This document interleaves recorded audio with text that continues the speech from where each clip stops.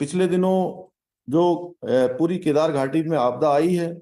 उस आपदा में बहुत नुकसान हुआ है और हमने लगातार प्रयास किया है कि केदार घाटी फिर से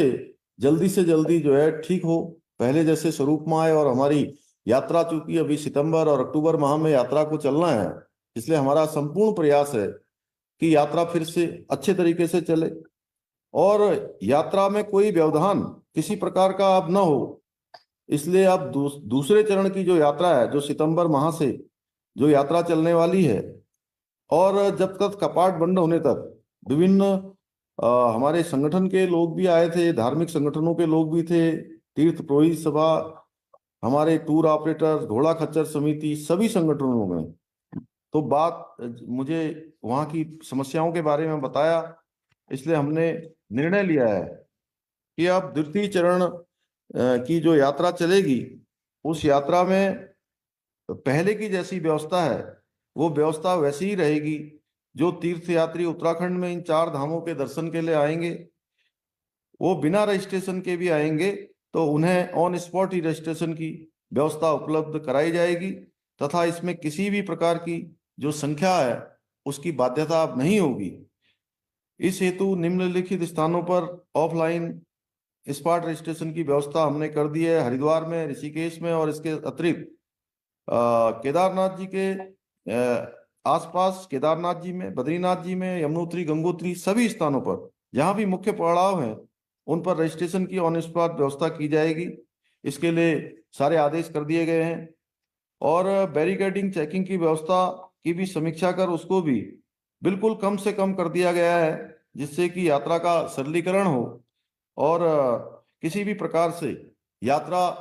में व्यवधान न हो, सुचारू रूप से यात्रा चले। इसके लिए पुलिस विभाग को भी आदेश कर दिए गए हैं। साथ ही अन्य प्रदेशों से आने वाले जो वाहन हैं उनमें ग्रीन कार्ड, ट्रिप कार्ड की अनिवार्यता की मांग भी बीच में आई थी। इसके लिए भी परिवहन सचिव को आदेश कर दिया गया है कि यदि किन्हीं कारणों से ये अभी नहीं संभव हो रहा है तो आगे की जो हमारी यात्रा चलेगी 2025 में, उस यात्रा में इस पर कार्रवाई की जाएगी। 4 धाम यात्रा की तैयारी हम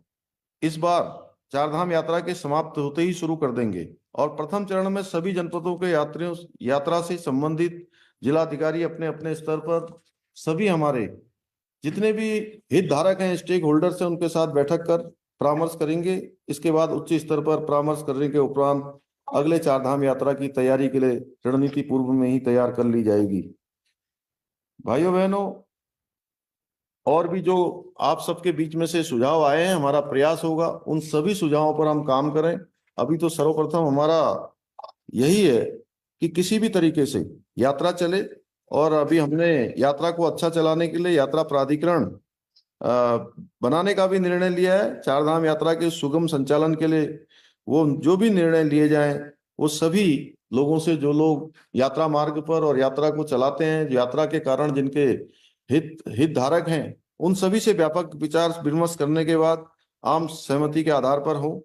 मैं जल्दी आप सबके बीच में भी आऊंगा और जो भी वहां पर हमारे आपदा के काम चल रहे हैं, पुनर्निर्माण के काम चल रहे हैं, या हमारे धाम में काम चल रहे हैं, उन सभी पर हम काम कर रहे हैं। केदारनाथ धाम का कोई भी गलत उपयोग अब नहीं कर पाएगा और हमने इसके लिए तुरंत मंत्रिमंडल में प्रस्ताव लाकर ये सर्वसम्मति से निर्णय ले लिया है कि अब कोई भी जो है केदारनाथ धाम का नाम या हमारे धामों का गलत उपयोग नहीं कर पाएगा।